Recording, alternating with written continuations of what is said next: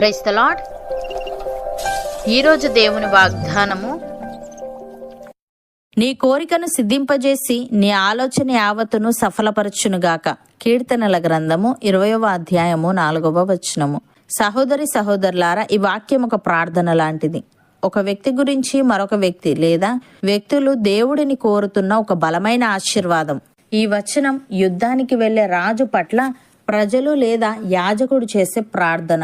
అనగా అతడు దేనినైతే మనస్ఫూర్తిగా చేయాలని సంకల్పించాడో దేవుడు దానిని విజయవంతం చేసి అతని ప్రణాళికలన్నింటినీ సఫలం చేయాలని వారి ఉద్దేశం. ఈ వచనాన్ని అనేక రకాల పరిస్థితుల్లో వాడవచ్చు. ఉదాహరణకు, ఒక వ్యక్తి సమాజానికి ఉపయోగపడే ఒక కొత్త వ్యాపారాన్ని లేదా స్వచ్ఛంద సంస్థను ప్రారంభించాలని అనుకున్నాడు. అతని లక్ష్యం కేవలం డబ్బు సంపాదించడం కాదు, ఇతరులకు సహాయం చేయడం. ఆ వ్యక్తికి శుభాకాంక్షలు చెప్పేటప్పుడు, మీరు సమాజానికి మేలు చేయాలనే కోరికను దేవుడు సిద్ధింపజేయునుగాక, ఈ సంస్థను స్థాపించాలనే మీ ఆలోచన సఫలమగునుగాక అని దీవించవచ్చు. దేవుడు ఆ వ్యక్తికి అవసరమైన వనరులను, సరైన భాగస్వాములను ఇచ్చి ఆ సంస్థను విజయవంతం చేస్తాడు. అలాగే ఒక విద్యార్థి ఉన్నతమైన చదువు చదవాలనే కోరికతో కష్టపడి పరీక్షకు ప్రణాళిక వేసుకున్నాడు. పరీక్షకు ముందు ఆ విద్యార్థిని ప్రోత్సహిస్తూ, నీవు చదువుకోవాలని నీ కోరిక తీరి నీవు వేసుకున్న నీ ప్రణాళిక సఫలమగునుగాక అని ఆశీర్వదించవచ్చు. దేవుని సహాయం వలన ఆ విద్యార్థి కృషి ఫలించి అనుకున్న లక్ష్యాన్ని సాధిస్తాడు. ప్రియులారా, ఈ వచనం దేవుడిపై నమ్మకం మరియు ప్రణాళిక యొక్క ప్రాముఖ్యతను నొక్కి చెప్తుంది. మన కోరికలు మరియు ఆలోచనలు మంచివై దేవునికి ఇష్టమైనవైతే ఆయన వాటిని ఖచ్చితంగా సఫలం చేస్తాడు. ఉదాహరణకు, అబ్రహామునకు వృద్ధాప్యం వచ్చినా దేవుడు వాగ్దానం చేసినట్లుగా ఒక వారసుడు కావాలి. అబ్రహాము దేవుని పిలుపును అనుసరించి సురక్షితమైన దేశాన్ని విడిచిపెట్టి తెలియని కనాను దేశానికి ప్రయాణమయ్యాడు. అబ్రహాము దేవుని మాటను నమ్మి ఆయన చిత్తానికి లోబడ్డాడు.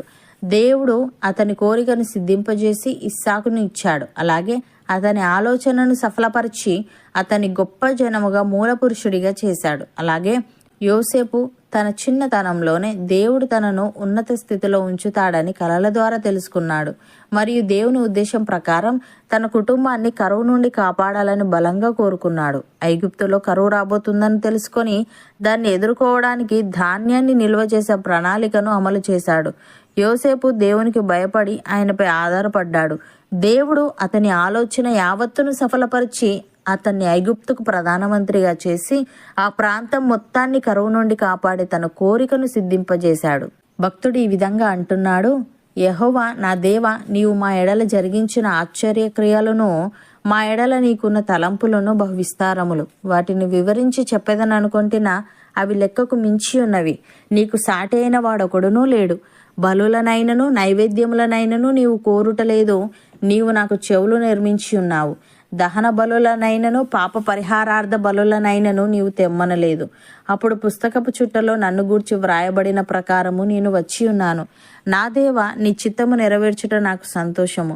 నీ ధర్మశాస్త్రము నా ఆంతర్యములోనున్నది అని. ప్రియులారా, యెహోవాను బట్టి సంతోషించుడి. ఆయన మీ హృదయ వాంఛలను తీర్చును. మీ మార్గమును యెహోవాకు అప్పగింపుడి. మీరు ఆయనను నమ్ముకొనుడి, ఆయన మీ కార్యము నెరవేర్చును. ఆయన వెలుగును వలె మీ నీతిని, మధ్యాహ్నము వలె మీ నిర్దోషత్వమును వెల్లడిపరచును. అపోస్తలుడైన పౌలు కొరింథీయులకు వ్రాస్తూ ఈ విధంగా అంటున్నాడు, దేవుడు నమ్మదగినవాడు గనుక మేము మీకు చెప్పిన వాక్యము అవునని చెప్పి కాదనున్నట్టుగా ఉండలేదు. మా చేత అనగా నా చేతను, సిల్వాను చేతను, తిమోతి చేతను మీలో ప్రకటింపబడిన దేవుని కుమారుడగు యేసుక్రీస్తు అవునని చెప్పి కాదను వాడై ఉండలేదు గాని ఆయన అవునను వాడై ఉన్నాడు. దేవుని వాగ్దానములు ఎన్ని అయినను అన్నీ క్రీస్తునందు అవునన్నట్టుగానే ఉన్నవి గనుక మన ద్వారా దేవునికి మహిమ కలుగుటకై అవి ఆయన వలన నిశ్చయములై ఉన్నవి అని. సహోదరి సహోదరులారా, క్రీస్తునందు ముందుగా నిరీక్షించిన మనము తన మహిమకు కీర్తి కలుగజేయవలనని దేవుడు తన చిత్త ప్రకారమైన సంకల్పమును బట్టి మనలను ముందుగా నిర్ణయించి ఆయన యందు స్వాస్థ్యముగా ఏర్పరచెను. ఆయన తన చిత్తానుసారముగా చేసిన నిర్ణయము చొప్పున సమస్త కార్యములను జరిగించుచున్నాడు. మనమును సత్యవాక్యమును అనగా మన రక్షణ సువార్తను విని క్రీస్తునందు విశ్వాసముంచి వాగ్దానం చేయబడిన ఆత్మచేత ముద్రింపబడితిమి. దేవుని మహిమకు కీర్తి కలుగుటకై ఆయన సంపాదించుకొనిన ప్రజలకు విమోచనము కలుగు నిమిత్తము ఈ ఆత్మ మన స్వాస్థ్యమునకు సంచకరువుగా ఉన్నాడు. అవును అన్నవారు నాతో పాటు ప్రార్థనలో ఏకీభవించండి. పరిశుద్ధుడా, ప్రేమగల తండ్రి, మా కోరికను సిద్ధింపజేసి మా ఆలోచన యావత్తును నీవు సఫలపరచుదువని, మా కోరికలు మరియు ఆలోచనలు మంచివై నీకు ఇష్టమైనవైతే నీవు వాటిని ఖచ్చితంగా సఫలం చేస్తావని తెలియజేశావు. తండ్రి నీకు స్తుతులు.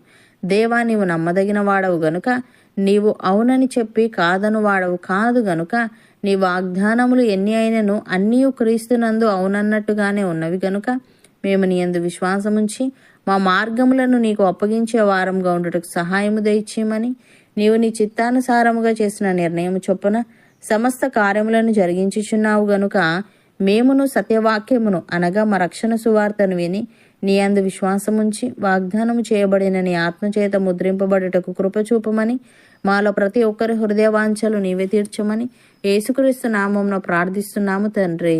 ఆమెన్.